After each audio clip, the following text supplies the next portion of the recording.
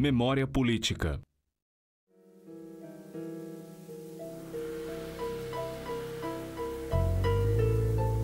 TV Câmara apresenta Ferreira Goulart sentado na cadeira.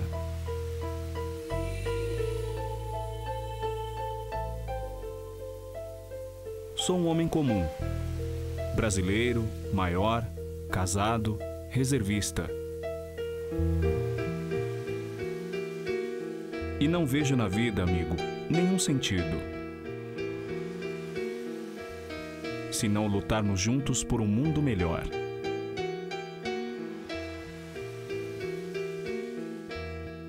Poeta fui de rápido destino,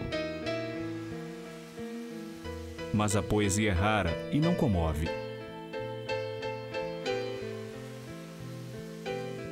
Nem move o pau de arara.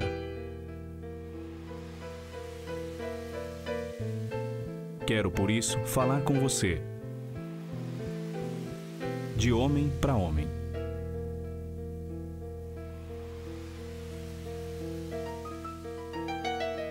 Apoiar-me em você. Oferecer-lhe o meu braço. Que o tempo é pouco.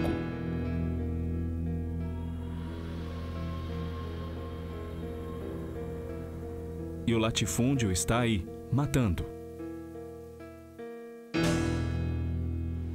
Ferreira Goulart.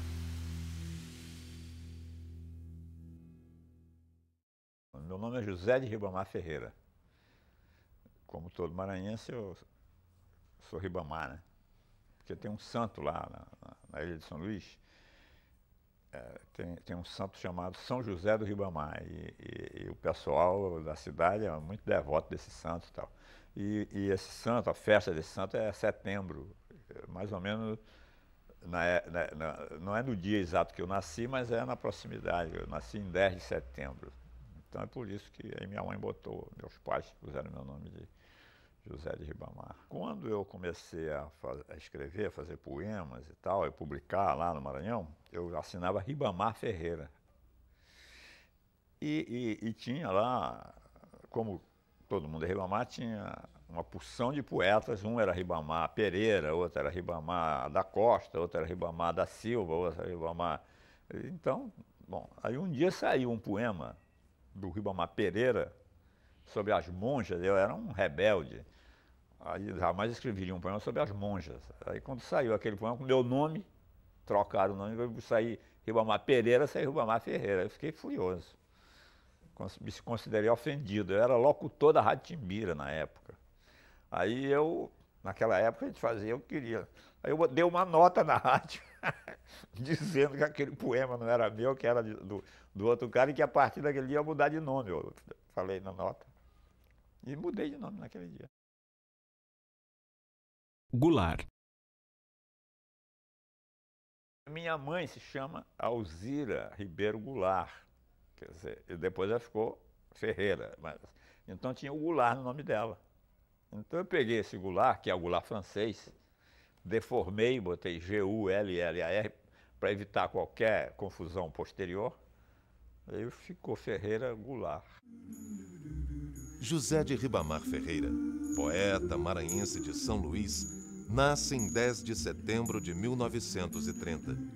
Da vida faz de tudo um muito. Locutor, jornalista, ativista político e comunista de carteirinha. É preso e perseguido pela ditadura militar. Exilado, vive em Moscou, Santiago, Lima e Buenos Aires.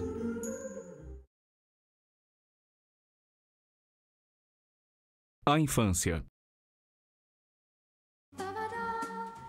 Newton Ferreira e Alzira Goulart tiveram 11 filhos. O quarto é Ferreira Goulart, apelidado de Periquito pelos amigos de infância. Lá na minha terra eu era pivete de rua.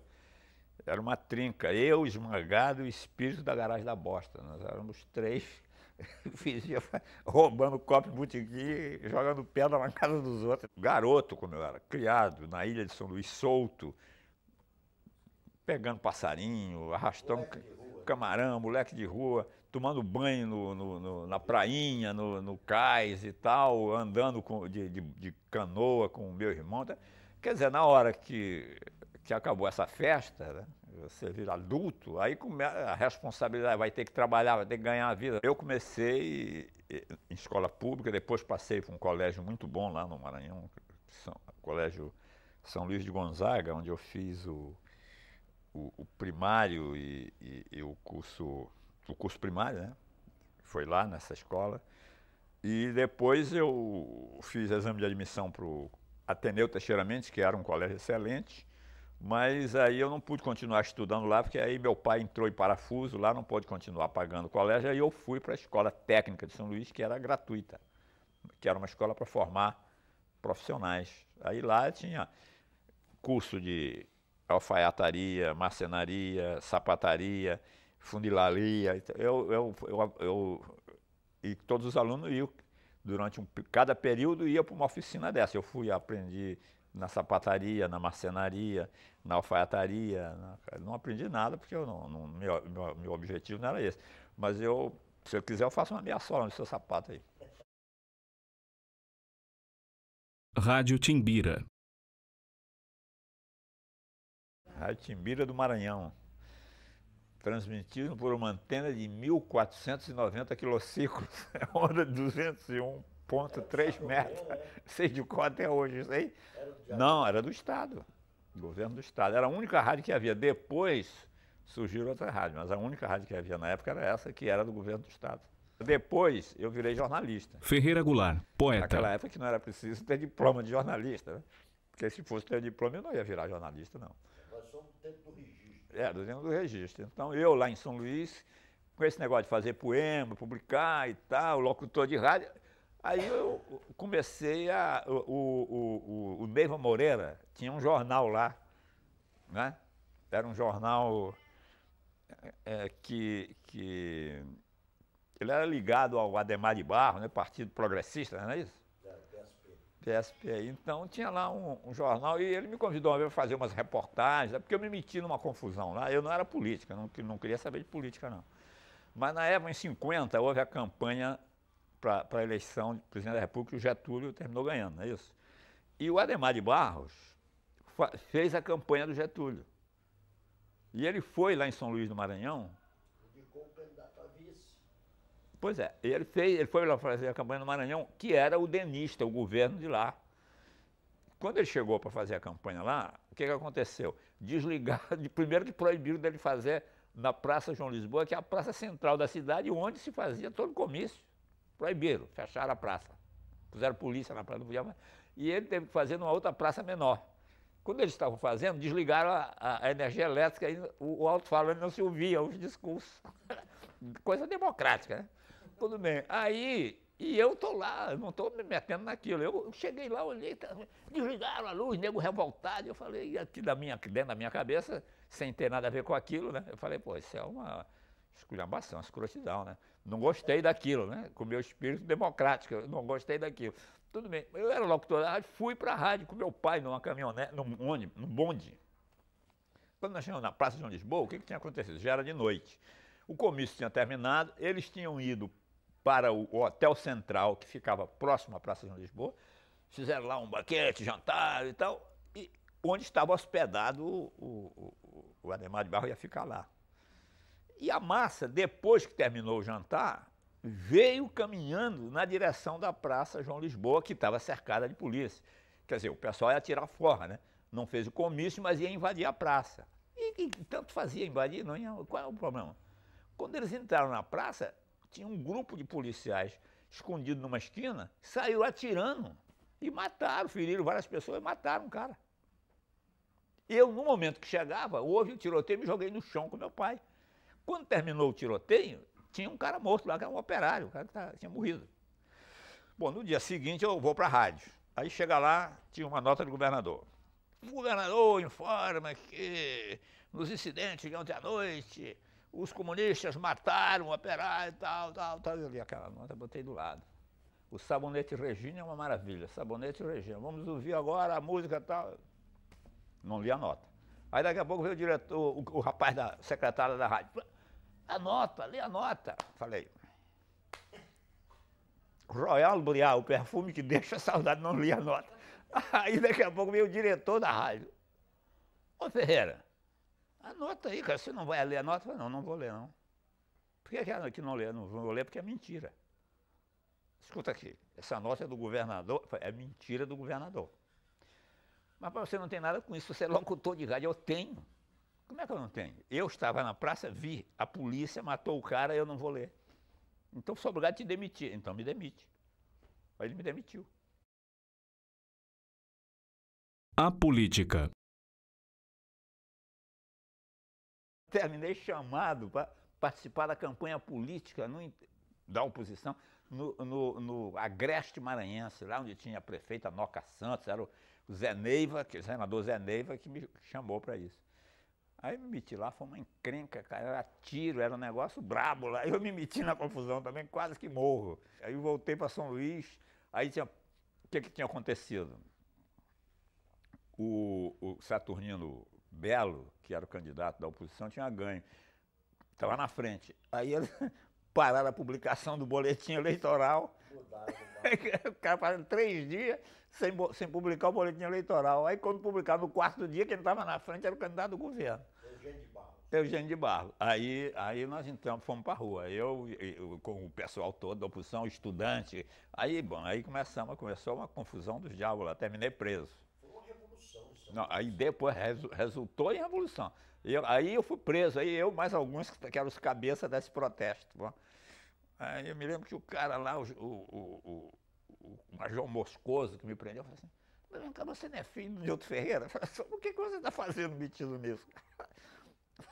O que tem o seu filho Nilton Ferreira? Então, isso, aí eu fiz um discurso lá contra... Bom, aí o cara me soltou também, porque eu digo que não tinha nada, era só para amedrontar, né? Bom, o resultado é que o quê? É que o pessoal foi para a rua, a cidade inteira foi para a rua, a Praça de João Lisboa passou a ser ocupada pela população. Morreu muita gente, né? Não, não morreu muita gente. Depois houve o levante. Não. Nós, aí é engraçado esse negócio, uma coisa anedótica. De repente, quando foi um dia, apareceu marchando pela cidade, surgiu um pelotão encabeçado por um cearense que estava trabalhando conosco lá na rádio. Era daquele tipo de gente que conseguia anúncio do comércio para inventar uns programas fajutos lá. O cearense resolveu entrar na briga também e organizou um pelotão de gente que não tinha arma, não tinha nada, mas saíram atrás de um sujeito chamado Cussuado, era o nome do cara, Jaime Cussuado, que dizia que tinha arma. Aí foram para casa do cara pedir as armas, aquele pelotão. Eu sei que era uma coisa anedótica, uma mistura de parece como é que é aquele negócio? José Brancaleone. O Brancaleone, pois é. Eu sei que era muito engraçado. Aí começaram a dar tiro na Praça de Lisboa, tinha um jornal chamado Diário de São Luís, começaram a dar tiro, apareceu um velhinho com um trabuco de 2 canos, dando tiro na fachada do jornal. Invadiram o jornal, eu ajudei a invadir o jornal, tocamos fogo no jornal. Bom, eu sei que no final nós resolvemos avançar em cima do governo, em cima do Palácio do Governo, que ficava perto da Praça de Lisboa. Aí aquela turma de malucos, aí, bom, quando nós nos aproximamos do palácio, era metralhadora e... Bom, aí eu desisti dessa batalha. Guerreando, né? Tratei de descer ali pela Rua da Lapa, falei assim, vamos sumir disso que já está engrossando demais. O ministro da Justiça foi para lá. Aí chegou lá, fez um discurso dizendo e tal, mostrando, porque o governo, é evidente que o Getúlio não ia fazer intervenção federal no Estado depois da fama de ditador que ele tinha tido, acaba de ser eleito democraticamente e não ia fazer essa intervenção lá. Mas a verdade é que o governador não tomou posse, aí o presidente da Assembleia Legislativa assumiu o governo. Nessa altura, como eu tinha sido demitido da rádio, né, aí o normal era que me devolvesse meu emprego, né? Porque agora que o governo era outro, que era um governo, inclusive de oposição, porque o presidente da Assembleia era da oposição, né? E me conhecia, inclusive. Aí um dia eu encontrei com ele na praça e falei assim, me diz uma coisa, nós já fizemos essa guerra toda aí, ganhamos coisa e eu continuo desempregado. Quer dizer, vocês não devolveram meu emprego, pô? Ih, cara, vamos devolver. Mas nessa altura eu já estava com as malas prontas para vir para o Rio de Janeiro. Em agosto de 1951, Ferreira Goulart chega ao Rio de Janeiro. Nessa década, publica os livros Luta Corporal e Poemas. A partir daí, começa a sua carreira de jornalista, trabalhando como revisor nas revistas O Cruzeiro e Manchete, e como redator nos jornais Diário Carioca, Jornal do Brasil e O Estado de São Paulo. Eu trabalhei na Manchete com o Otto, o Armando Nogueira, Darwin, o Borjalo e tal, a Manchete de 55. Cara. Ferreira Goulart está sentado no sofá com um gato no colo. A Milka. Então nós saímos de lá, todo brigou e tal, aí eu fui pro Diário Carioca, que estava já meio fazendo água, não pagava direito os salários. Aí lá o chefe de redação era o Prudente de Moraes, que era uma figura realmente incrível. Ele era essa figura conservadora, mas era uma pessoa ligada à música popular brasileira e ligada a figuras bem populares. E era um homem afetuoso. Então, ele... Eu tinha... E erudito. Eu publiquei nessa época A Luta Corporal, aí ele leu o livro, aí ele adorou o livro e tal, então ele tinha uma simpatia assim, muito especial por mim. E aí eu saí do Diário Carioca, a conselho do editorialista do próprio jornal, quem trabalhava, o Evandro Carlinhos Andrade, chefiava a redação lá, e o editorialista era o Carlos Castelo Branco, que chegou para mim e falou, olha, Goulart, eu fiz o do Jornal do Brasil com o Reinaldo Jardim, né? Que foi o começo da renovação do jornal. Aí a Condessa decidiu renovar todo o jornal, aí chamou o Odilo. Aí o Odilo começou a montar a equipe. Nessa hora, chegou o Carlos Castelo Branco e falou para ele, chama o Goulart para ir, ele é redator da primeira página do Diário Carioca, ele vai ajudar muito vocês aí. Aí disse para mim, ó, vai para lá, porque aqui eles não vão te pagar, não. Isso aqui, eu realmente não recebia direito de salário e tal. Aí fui para o Jornal do Brasil. Bom, depois terminei sendo demitido, porque eu sempre fui demitido do lugar. Quando eu fui demitido, o Prudente mandou me chamar para eu trabalhar na sucursal do Estadão. E trabalhava lá Mário Cunha, Vilas Boas e tal. E aí, bom, era uma patota de gente legal, amiga, então eu fiquei trabalhando lá. Para mim também era ótimo, porque eu também já tinha decidido, porque eu cheguei a ser chefe do copydesk do Jornal do Brasil. Eu já tinha decidido nunca mais aceitar cargo de chefia, nunca, em jornal algum. Eu queria ser anônimo, ficar trabalhando no lugar onde ninguém ambicionasse o meu cargo, nem quisesse me demitir mais. Então, porque ia ficar obscuro, lá é melhor, mais seguro, porque eu sempre quis estar seguro para fazer minha poesia lá. E como eu nunca tive nenhuma ambição de ser nada. Então aí o Prudente, então, ele se revelou amigo, legal, uma pessoa... E quando então veio o golpe, e eu, que era presidente do CPC da UNE, e vivia metido em agitação, ele ligou para mim e falou, não vem trabalhar aqui, some por algum tempo, e depois a gente vê como é que fica. Aí eu sumi. Fui com o Zé Silveira e o Jânio parar aqui por dentro do estado do Rio, fugindo, parar num sítio lá e tal. Bom, aí depois ligava para ele, ô Prudente, aqui é o Goulart, assim, a temperatura está alta e há promessas de chuva e tempestade. E eu sumia de novo. E fiquei... Então, até que eu tive que ir para o exílio. Entrei na clandestinidade e depois, a clandestinidade também não pode durar muito, aí eu terminei tendo que ir para o exílio. Era a única forma de eu escapar mesmo. Brasília. O Jânio foi eleito, o Zé Aparecido e o Carlos Castelo Branco foram para Brasília. O Carlos Castelo Branco era meu amigo. Eu tinha trabalhado com ele no Diário Carioca. Aí ele me chamou para eu ir trabalhar lá em Brasília, dirigi a Fundação Cultural de Brasília. Eu fui o primeiro presidente da Fundação Cultural. Ela não existia, ela era um papel, só um estatuto. Fui eu que transformei a fundação em entidade real. PC e CPC. Aí o Jânio renuncia, né? Eu volto para o Rio e entro para o CPC da UNE, o Centro Popular de Cultura da UNE, que era dirigido pelo Vianinha e o Carlos Estevão, aquele grupo, aquele pessoal, e de que participavam o Leon Hirschman, mas o CPC existia desde 62. 62 era o Aldo Arantes. Aldo Arantes. Aldo Arantes, exatamente. O Aldo Arantes era o presidente da UNE. Bom, e aí, então, o CPC era um órgão do partido. O assistente do partido que dava assistência ao CPC era o Marcos Jaimovich. Bom, eu cheguei a ser presidente do CPC e não era do partido. E não entrei. Sabe o dia que eu entrei para o partido? 31 de março, à noite, o dia do golpe. 1º de abril, à noite, dia do golpe.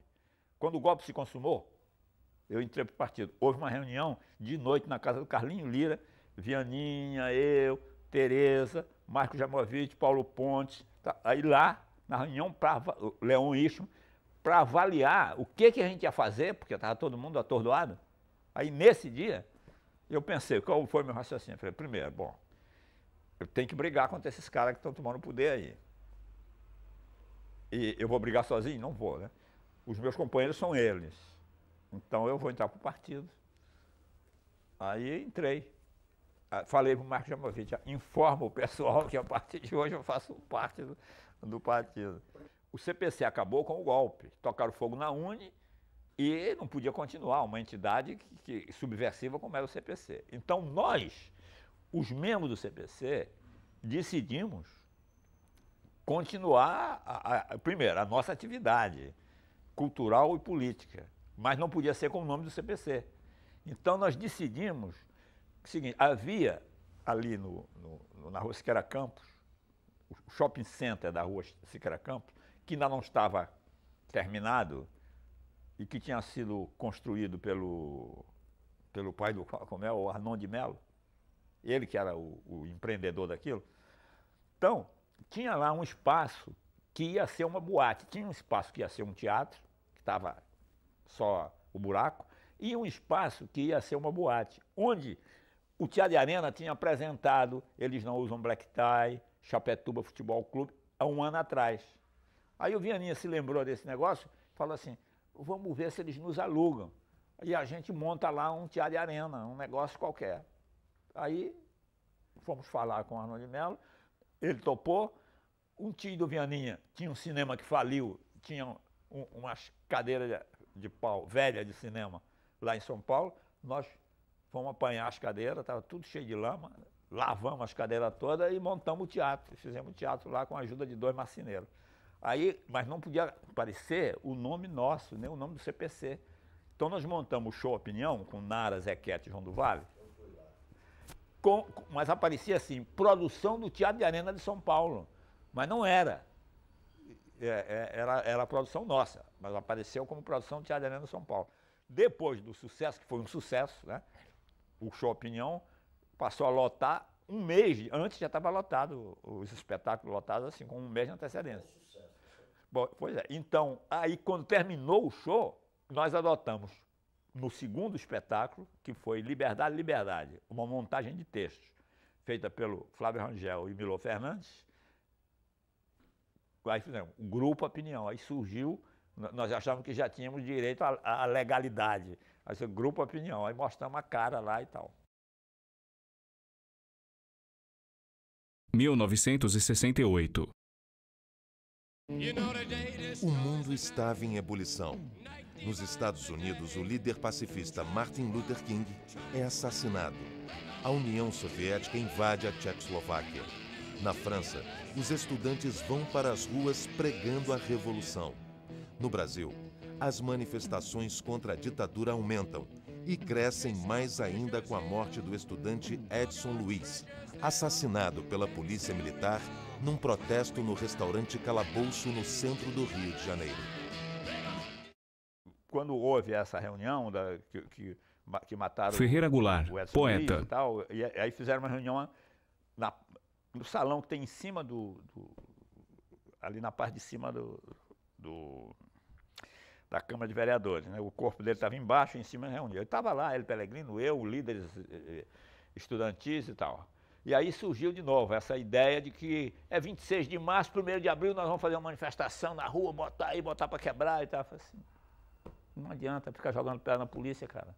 Escuta aqui, nós temos um defunto, eles mataram uma pessoa, eles estão enrascados e nós temos um morto. Qual é a coisa legal que ninguém pode proibir? Enterrar o morto. Pode proibir enterro? Não, então é o enterro, cara. Tem que ter noção das coisas. É o enterro que é a manifestação política, é o enterro. A outra vai ser uma coisa ilegal, eles vão proibir, você vai brigar e tal, e ninguém vai porque fica com medo. Agora, no enterro todo mundo vai. Então nós vamos fazer o enterro e vamos convocar todo mundo para o enterro. É o enterro de protesto. Aí, claro, aí saiu. E a segunda coisa, o que é? Missa de 7º dia. Pode proibir missa de 7º dia? Não pode. Então, nós vamos fazer de enterro e missa de 7º dia. É isso que é. Eles que mandam eles matar o cara. Então aí terminamos ganhando de novo, sabe? A sensatez às vezes funciona. Aí ganhamos e fizemos. Aí o enterro, aí gente maluca, pessoal na frente com uma faixa enorme. Militares assassinos, ele não pode fazer nada, é isso mesmo, militares assassinos. É a verdade e eles mataram e não pode fazer nada. Naquela época ali, onde era o antigo Palácio Monroe, ali funcionava o Estado-Maior das Forças Armadas. E os caras de lá olhando, e nego, claro. E eles não podiam fazer nada, ficavam de lá da janela, fecharam a janela, esculhambamos com eles e mostrando que eles eram assassinos e eles eram mesmo e não tinha saída. Então nessas horas tem que saber lutar, né? A violência aumenta. A indignação do povo brasileiro também. Vários setores da sociedade passam a se organizar. Os estudantes, a igreja, a classe média e os intelectuais, entre esses, Ferreira Goulart. Começa a articulação para a passeata dos 100 mil. Fiz parte da passeata. Eu, modéstia à parte, como membro do partido, e muito mais graças ao partido do que a mim, então, nesse sentido, o nosso papel foi importante para fazer a passeata, porque, veja bem, a coisa começou quando, naquelas manifestações de rua, jogaram uma máquina de escrever ali na Avenida Rio Branco em cima de um policial. Sim, o policial morreu. Bom, aí, no dia seguinte, o comandante da polícia disse que agora é olho por olho, dente por dente, né? Aí, disse, bom, agora, se o negócio já estava preto, agora vai comer feio, né? Bom, então houve uma reunião para se discutir esse assunto. Eu, o Vianinho, o Paulo Pontes e tal, tínhamos nos reunido na casa do Flávio Rangel e entrando em contato com o pessoal de São Paulo, com a Cacilda Becker, com o pessoal lá de São Paulo, articulando a coisa em São Paulo. Saímos de lá para a reunião, que era aqui na Avenida Atlântica, e estava lá todo mundo, o pessoal todo. Então nós chegamos um pouco atrasados. Quando nós chegamos, uma proposta do meu amigo Jabor, que era a seguinte, que a gente devia ir para a rua, era sábado, o dia seguinte, né? Que nós devíamos fazer uma manifestação em frente da Delegacia Geral de Polícia, lá na Rua da Relação, e tal, e coisas e por aí. Aí eu falei, eu sempre fui, aparentemente não sou, mas sempre fui sensato. Então eu virei e falei assim, olha aqui, sábado, no centro da cidade não tem ninguém, nós vamos ser massacrados. Tem massa de manobra. Vamos ser massacrados. Isso aí é servir de bucha de canhão. Não, eu sou contra isso. Eu acho que nós devemos fazer o seguinte, escute aqui, minha proposta é a seguinte, vamos pegar, primeiro, vamos ao governador do estado, doutor Negrão de Lima, que foi eleito por nós, que assumiu um compromisso conosco. Ele assumiu, quando nós fomos conversar com ele, ele assumiu o compromisso dizendo que ia respeitar a democracia e os direitos humanos dentro do Estado.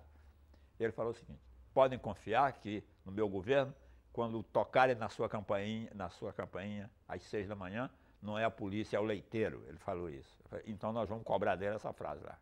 Tudo bem. Então, meu problema, primeiro tem que ir ao governador. Esse governador não manda, se é o problema, vai ter que dizer para nós que ele não manda. Para nós ele é o governador, nós elegemos ele é o governador, quero saber quem manda. Então ele vai dizer, eu não mando, é outro problema. Mas para nós é o governador. Bom, primeira etapa. Segunda etapa, vamos armar no teatro uma barraca de protesto. E vamos chamar a população. Quem quiser protestar contra essa situação aí, venha para cá. Essas são as minhas propostas. A minha tese foi aprovada. Então, no dia seguinte, nós fomos para o governador. Para surpresa nossa, a adesão a essa proposta chegou a ponto que até Clarice Lispector foi. Foi gente de tudo quanto é área. Quando eu vi Clarice Lispector lá, eu falei, bom, é a vitória total, é a glória. Chamamos o Hélio Pellegrino e falou, você é que sabe discursar aqui, você vai dizer isso, isso, isso, isso. Vai cobrar do governador o compromisso. Mas não escolhamos o governador. Não insulta o governador. Você só vai cobrar e dizer que confia nele. E ele vai ter que... O que ele vai fazer? Nós elegemos ele. Tudo bem. Aí está tudo acertado. Aí foi. E o Hélio fez um discurso brilhante. O governador de cabeça baixa. O senhor disse que quando tocasse na campainha não era o leiteiro, não era o coisa, era o leiteiro. E ele de cabeça baixa. E agora a polícia diz que é olho por olho, dente por dente. Aí o Marcito, cara, o senhor é um assassino, o senhor... Escolheu com tudo. O Marcito aquilo foi um momento, ele é um jornalista brilhante e hoje não está mais fazendo esses discursos. E aí surgiu a ideia da passeata. Então, quando surgiu a ideia, os estudantes, né, cujo líder era o Valdemir Palmeira, que estava clandestino, os estudantes, porra louca, o Chaim e outros professores, gente, né, queriam brigar com pedra na polícia. Aí nós, assim, gente, nós não queremos, o problema não é esse, o problema é democrático, nós temos que botar o povo na rua, porque brigar com a polícia na esquina, isso a gente já fez e está fazendo, não adianta, tem que juntar as pessoas que ainda não estão participando da luta. Bom, enquanto isso, por trás, o partido e o pessoal moderado foi falar com a associação de mães, foi falar com a associação de professores, foi falar com os padres, com a igreja, foi articular lá fora. E eu ficava aqui nesse discussão para impedir a votação final do negócio, que era fazer a passeata de qualquer maneira. Os professores aderiram, os padres, tudo está armado, pode anunciar a passeata, pode, agora, tudo bem. Aí eu fui para o palco e falei, um momento, estavam votando, aí um momento. Quero anunciar o seguinte, a Associação de Mães aderiu ao nosso movimento, velho. Silêncio, palma! Outra, a igreja apoia a passeata que nós vamos fazer agora. Só tem uma condição, é a seguinte, nós vamos fazer a passeata de acordo com o entendimento feito com o governo de fazer a passeata pela Avenida Rio Branco e voltar pela Uruguaiana, e só. Foi uma coisa maravilhosa, né? Eu me lembro do discurso do Hélio Pellegrino, porque o Hélio Pellegrino, como foi ele que fez o discurso para o governador, então ele se tornou o orador principal dessa grande manifestação lá na Cinelândia, né? aquele palanque que foi armado em frente da Assembleia, da Câmara de Vereadores. Aí o Hélio radicalizou, porque saiu do nosso controle e começou a gritar lá, nós vamos tirar esses milicos do governo a tapa, porque o cara viu uma multidão grande, era grande a multidão, mas naquela altura o Brasil já devia ter uns 120 milhões de habitantes, não era tanta gente, mas o cara se entusiasma, achou, já estamos com tudo, estamos com a massa, vamos tirar esses milicos a tapa. Eu falei, caceta, o negócio tá... Aí depois, claro, no meio disso, das passeatas, o pessoal também, enquanto a passeata ia na direção lá da Candelária e tal, e na volta, o pessoal fazia uma opção de coisa no meio do caminho radical. Eu me lembro que eles começaram a gritar, só a luta armada derruba a ditadura. Só. Aí nós aqui nos juntamos e tal. Aí alguém, um gênio que eu não sei quem foi, falou, o povo unido jamais será vencido. O povo unido. E essa frase, outro dia eu estava vendo uma matéria de uma manifestação onde, na França, e os caras gritavam em francês essa frase, mas essa frase nasceu lá Eu não fui autor dela, absolutamente, não sei quem é. Mas nasceu lá, a gente caminhando, e o pessoal dizendo, só a luta armada derruba a ditadura. Aí alguém começou a falar, o povo unido jamais será vencido. O povo unido. E essa foi a palavra de ódio que ganhou a massa toda. O exílio. Em 70, no dia 10 de setembro, eu fiz 40 anos. No dia Ferreira 11, Goulart, poeta. telefonou para mim o Leandro Conde e disse, Goulart, o Walter caiu, foi torturado, entregou todo mundo do Comitê Cultural. Você, eu, o Dias Gomes, todo mundo. Aí veio o que você faz. Agora, a sua situação é mais complicada porque você é membro da direção estadual. Eu era membro da direção estadual de Araque. A luta interna fez com que o pessoal me elegesse membro da direção estadual contra a minha vontade. Eu não sou político, eu não quero ser dirigente, eu não quero. Mas para ganhar a luta contra Mário Alves e Marighella, dentro do partido, me elegeram membro da... Eu nunca participei de nada da direção estadual, eu nunca fui da direção estadual, mas constava que eu era. Então o pessoal falou, os outros do Comitê Cultural podem se apresentar, mas você não pode, porque eles sabem que você é da direção estadual. E eles vão te torturar e vão querer que você fale coisa que você não sabe, porque você não é. Então você tem que ir para a clandestinidade. Aí eu fui para a clandestinidade. Eu mudei de 3 casas. Chegou numa hora que eu não tinha mais condição. Aí o Renato Guimarães, que era companheiro nosso e que fazia ligação minha com a direção do partido, ele me disse, a minha ideia é que você ia para Moscou. Vai lá fazer, tem o curso do partido de Moscou, você vai lá, fica um tempo lá, até que eles julguem o teu processo, e aí você volta. Aí eu falei, tudo bem. Aí ele propôs isso à direção do partido, a direção aceitou, e aí eu fui sair clandestino e tal, né? E aí fui para Moscou. E fiquei lá 1 ano. Chegou numa hora também que lá tem um limite, não podia ficar lá o tempo todo e tal. Aí eu tinha que voltar não para o Brasil, que eu não podia voltar, porque até aí não tinha sido julgado. Aí eu escolhi ir para Santiago do Chile. Eu estava lá quando o Allende foi morto e tal, eu fiquei em palpos de aranha lá, quase que sou levado para o Estado Nacional. Mas eu estou traçando aqui o meu retrato de homem sensato, né? Quando eu cheguei no Chile, assim, tinha duas ABI no Chile, uma de esquerda e uma de direita. Eu falei, quero entrar na de direita. Eu falei, você está maluco? Não, estou maluco não, eu estou sensato. Eu quero entrar na de direita. Entrei na de direita. Quando a polícia invadiu minha casa, com arma e tudo, chegou aqui e falou assim, eu sou membro aqui da ABI da direita aqui. Quando o cara olhou, Colégio de Periodista de Chile, era da direita. Ele olhou e falou assim, não pode ser. Como não pode ser? Liga pra lá, ué. Aí ele ligou, era. Ele falou assim, porra, você é esperto. Eu falei, eu esperto? Não, eu sou do Colégio de Periodista de Chile. Ele tem que me largar lá. Sabendo que eu era. Falou, você é um subversivo e tal. Eu digo, eu sou correspondente, estava na minha porta escrito, corresponsal estrangeiro. O Estado de São Paulo. Aí o cara, isso deve ser um panfleto subversivo. Meu amigo, isso é o mais conservador órgão da imprensa brasileira, você está dizendo que é panfleto subversivo? Se o doutor Júlio Bispo não sabe disso, você tá bom. O cara teve que me largar lá. Eu sei que terminaram me dando uma autorização para eu ir pegar lá o salvo-conduto.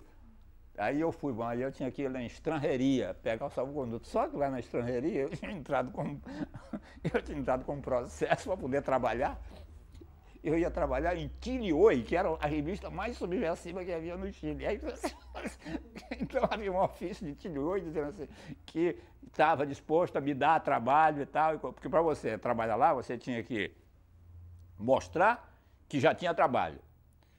Mas para você ser aceito, você tinha que mostrar que o governo permitia. Então era uma coisa assim, se correr o bicho pega, se ficar o bicho come. Na hora que eu fui buscar o meu salvo-conduto, o meu medo é que aparecesse essa carta de Chile Hoy, que Aí eu ia em cana, em vez de ter salvo-conduto, porque eu ia trabalhar no jornal, que era o jornal mais subversivo que havia no país, pô, jornal super esquerdista.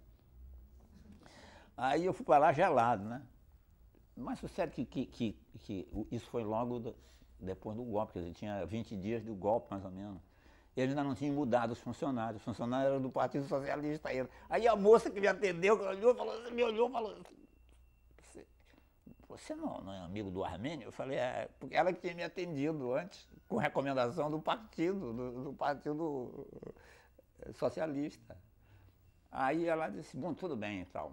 Aí ela foi buscar a pasta. Aí eu vi ela tirar a pasta do escaninho lá, do coisa, e sumiu com a pasta lá para dentro. Eu até achei estranho, porque ela não veio para cá, foi lá para dentro. Ela foi tirar a carta do Tilioi, ela foi examinar, porque ela sabia que eu ia trabalhar em alguma coisa subversiva lá, né? Que na época era legal, que tinha virado subversivo. Eu sei que quando ela veio com o documento que entregou para o cara que estava me atendendo no balcão, não tinha a parte, eu achei um milagre, eu olhei, cadê a carta do Tilioi? Não tinha a carta do Tilioi, aí me deram o salvo-conduto. Dentro do avião, tô salvo. Aí o avião começou a parquejar lá, parou. Aí o cara assim, senhores passageiros, lamentamos informar que por um defeito elétrico teremos que esperar 20 minutos, mas eu... Eu digo realmente, porque para mim tudo isso, 20 minutos não tem defeito elétrico, eles estão querendo me pegar. Você tá entendendo? Você tá paranoico, você não quer essa porra, né? Aí, rapaz, daqui a pouco, mas demorou 5 minutos, o avião entrou, aí foi pra cabeceira da pista e eu só comandando de tudo, né? Tomando conta. Aí o avião começa a disparar. Aí eu esperando a hora que a roda descola do chão, descola. Aí quando descola do chão, eu peguei e dormi na mesma hora. O avião subia, eu descia. Eu digo, agora tudo isso eu ficava pensando, mas por que eu me meti nisso? Eu não tenho nada a ver com essa porra. Eu sou um poeta, cara. Em que eu me meti? Eu emboscou de vez em quando, olhava, achava estranho, o que eu tô fazendo? Eu não sou subversivo, eu não sou revolucionário, não sou porra nenhuma. O que eu tô fazendo aqui, porra? O filho de Dona Zizi se meteu nessa, porra. No meio do mundo, porra. O regime socialista quer mudar o mundo, eu quero mudar o mundo. Aí eu fui parar na Argentina. Eu ia trabalhar na universidade lá na Argentina. Aí no dia seguinte deram o golpe.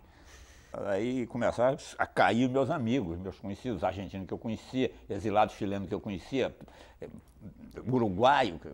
Aí eu comecei a achar, digo, caceta, daqui a pouco sou eu. Então eu achei que eu ia ser preso e que possivelmente que essa minha aventura ia terminar ali em Buenos Aires. Foi aí que eu escrevi o Poema Sujo. Escrevi, como assim? Quer dizer, bom, eu vou escrever a última coisa. O poema foi escrito com essa, eu vou escrever a última coisa. Enquanto é tempo, eu vou dizer tudo que eu tenho que dizer. Aí eu escrevi o poema assim.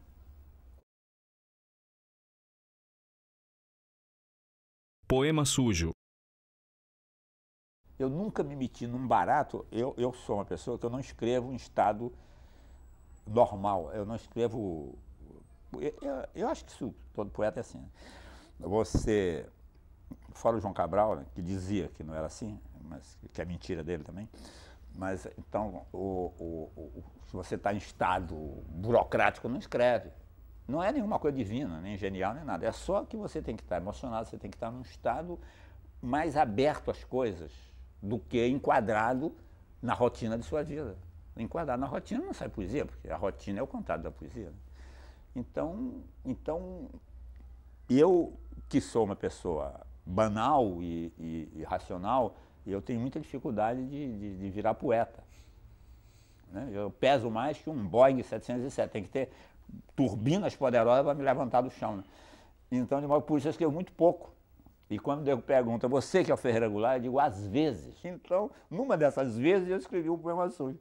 Só que a diferença é que, em geral, que isso demora pouco, no Poema Sujo demorou meses. Foi a vez que eu fui mais Ferreira Goulart, mais demoradamente Ferreira Goulart, foi quando eu escrevi esse poema. Fiquei meses escrevendo. No maior barato, saía pela rua, eu cozinhava, comprava tudo para mim, né? Então eu fazia tudo na casa. Eu saía para fazer compra, ficar com os poemas na cabeça, fazendo o poema, comprando laranja e pensando no poema. Chegava em casa e escrevia o poema. Aí foi até terminar o poema. Aí terminei. E foi isso. Aí o Vinícius chegou lá, né? O Vinícius de Manaus foi fazer um show lá. Aí eu que era amigo dele, falei para o Vinícius, o pessoal exilado aí quer estar contigo, vamos fazer um jantar com os amigos, na casa do Boal. O Boal, você conhece o Boal? Não, eu conheço, não conheço pessoalmente, então vamos lá e tal. A gente convida uns amigos, vai ser bom pro pessoal, o pessoal vive triste aqui. Aí fomos para casa do Boal com os amigos e o Vinícius foi desse jantar e tal. Aí lá o Boal falou, você sabe que o Goulart escreveu um poema aí, que ele anda dizendo que escreveu um poema muito longo, mas não mostra para ninguém. Daí eu falei, não é bem isso, é um poema longo, vou mostrar como. Aí o Vinícius falou assim, não, você pode ler, vem ler aqui para nós, amanhã você...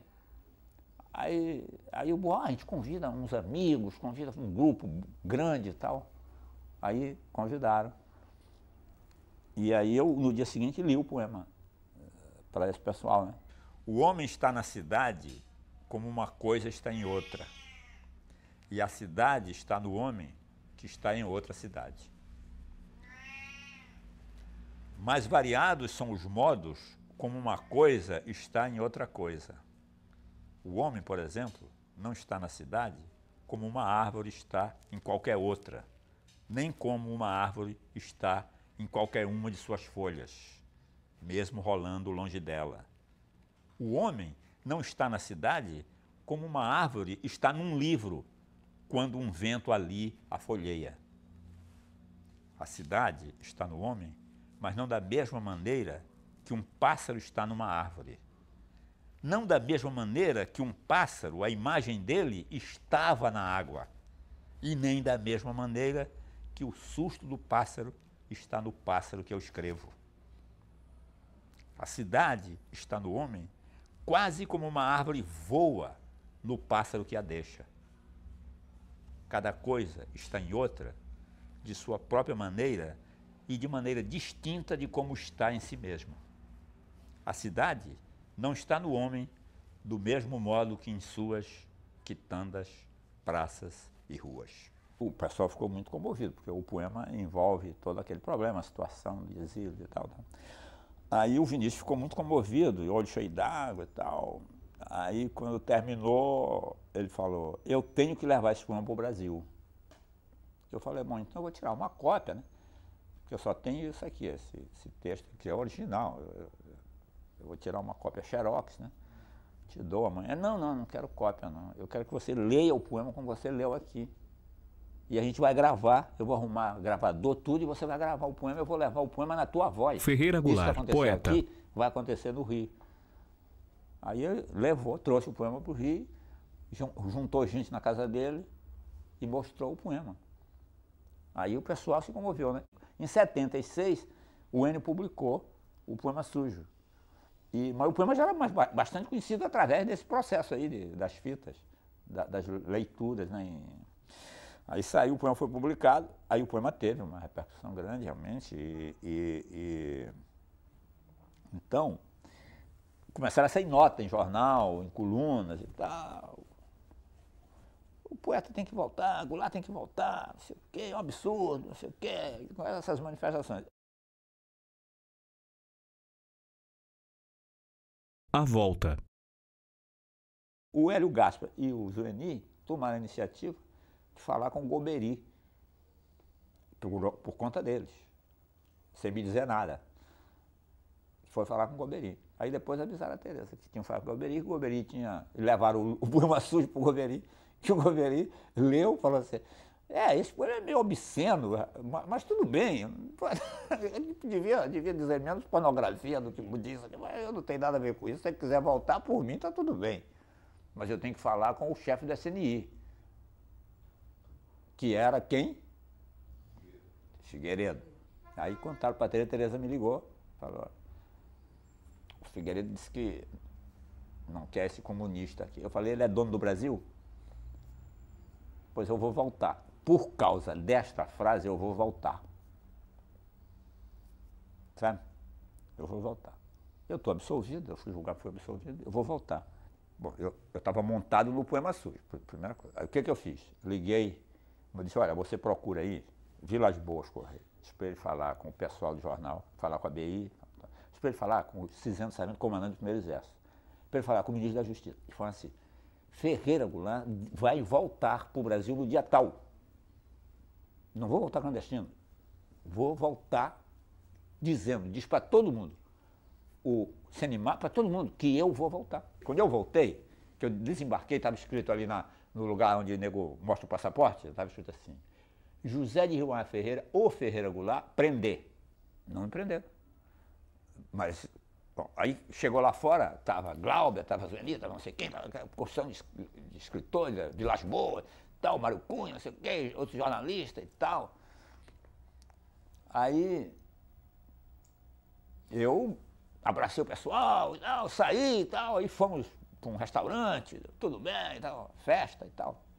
No dia seguinte fui para a praia, a primeira coisa que eu fiz, eu morava em Ipanema, fui para a praia. Aí estou na praia, chega o Mário Cunha lá, de paletó e gravata atrás de mim. Chegou lá, a Polícia Marítima fez um contato jornal dizendo que você deixou de assinar um documento ao desembarcar. Eu falei, quer dizer, quero me prender.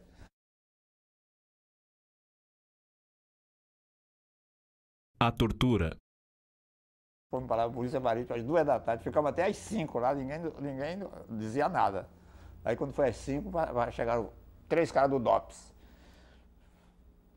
Nós vamos com o senhor para o DOPS. Eu falei, fazer o que no DOPS? Não sei, meu amigo, eu cumpro ordem. Aí o Mário Cunha, eu vou com ele. Fala assim, não, o senhor não vai. Eu digo, bom, ou ele vai ou eu não vou. Aí vocês vão ter que me dar porrada aqui. Aí o cara só conversava coisas que não tinham nada a ver, tá entendendo? O senhor escreveu um poema de lá, então, como é que era? Poema o quê? Imundo? Falando, não, poema imundo, poema sujo. Aí isso começou às 5h30, já era 8 da noite, eu falei, Mário Cunha, vai embora, porque esse cara vai ficar conversando à toa aqui, enquanto você estiver aqui. Vai embora, porque senão chega de noite e eles me prendem aqui no escuro, porra. Então, vamos resolver logo isso. Aí Mário Cunha disse, eu vou ficar lá embaixo. Eu digo, então, mas Ferreira Goulart está sentado em um sofá vermelho, ele usa camisa azul e óculos. Aí começou o negócio. Eu não sei, nunca estive em Moscou. Não, teve sim. Eu nunca estive. Não. Ah, você não vai falar? Então vamos aqui. Desce aqui comigo.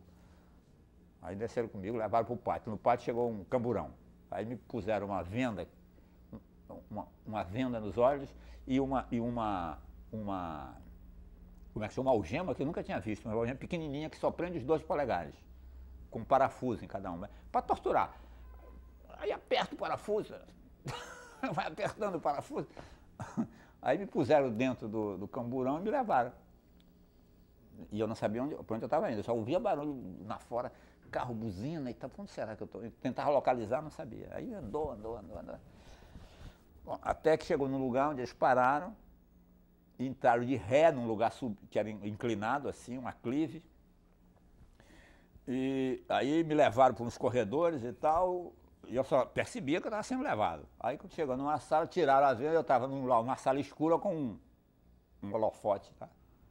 E uns caras no escuro, disse assim, agora tira a roupa. Eu falei, não tiro não. Sabe quando é mesmo do partido, chefe do, como é? Não, como é que é assim? E é da direção, o nego da direção reage assim, tá, rebelde e tal. Tira a roupa. Eu não tiro. Ela falou, então leva para tira a roupa dele lá. Aí me puseram num macacão de manga curta e calça curta, e aí me sentaram lá naquela cadeira e ligaram um ar que começou a ficar gelado, né?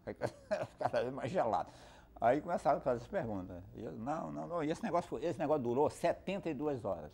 Eles mudavam e eu continuava o mesmo, sozinho, né? Era eu mesmo sempre e eles mudando. Amanhecia, anoitecia e eles, cada hora era um grupo diferente que me interrogava. Até chegou numa hora que eles falaram, você não vai falar, nós vamos trazer um cara aqui. Nós não queríamos trazer, porque ele esteve com você em Moscou, então. Eu digo, vocês façam o que vocês quiserem, pô. Aí trouxeram o cara realmente tinha sido o chefe do coletivo em Moscou, cara. O cara tinha sido torturado, já tinha sido liberado, mas tinha falado porque foi torturado e tal. Aí o cara chegou e falou, Bom, aí o cara saiu, aí que eu descobri o seguinte, que eu estava numa sala que eu não olhava para fora, eu não via, tinha uns vidros, mas eu não via. De lá eu era visto de fora e de dentro não se vê. Sabe como é? Um tipo de vidro cego que permite a visão de fora e daqui e quem está dentro não vê, né? Era um negócio altamente sofisticado o lugar onde eu estava. Será que foi algum sargento que mandou fazer aquilo ali?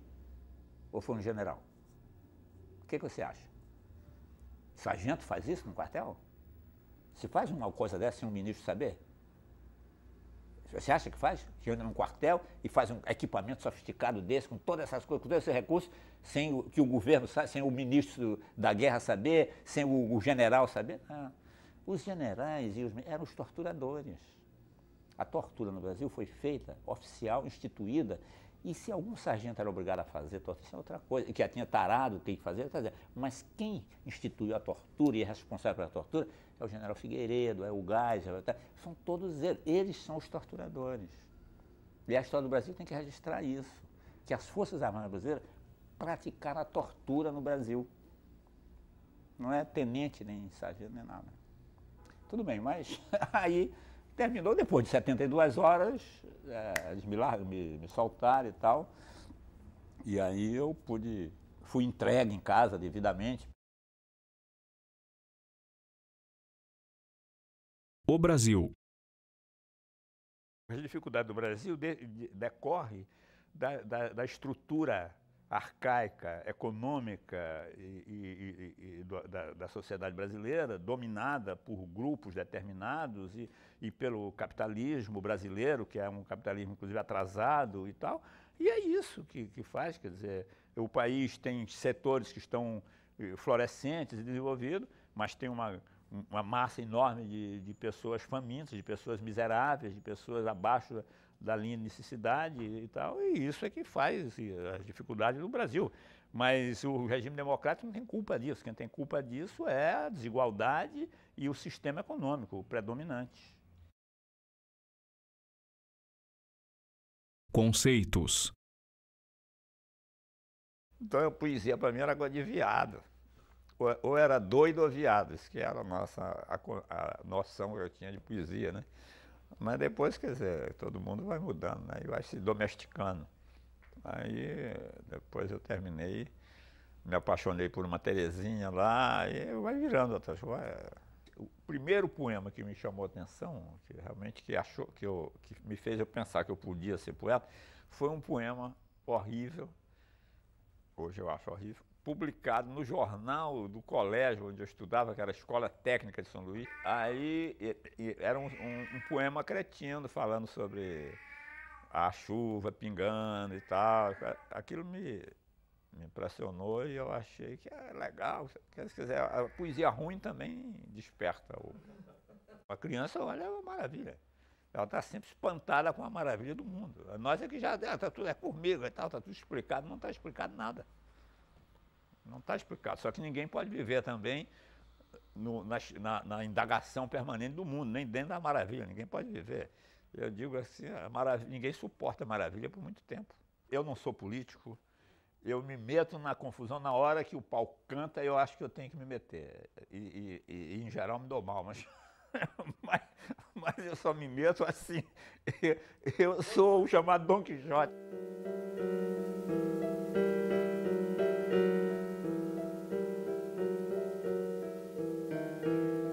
Sou um homem comum,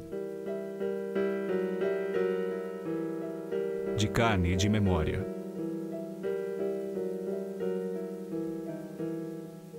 De osso e esquecimento.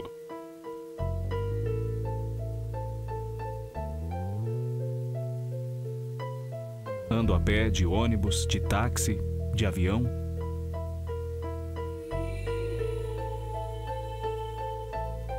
E a vida sopra dentro de mim pânica, feito a chama de um maçarico.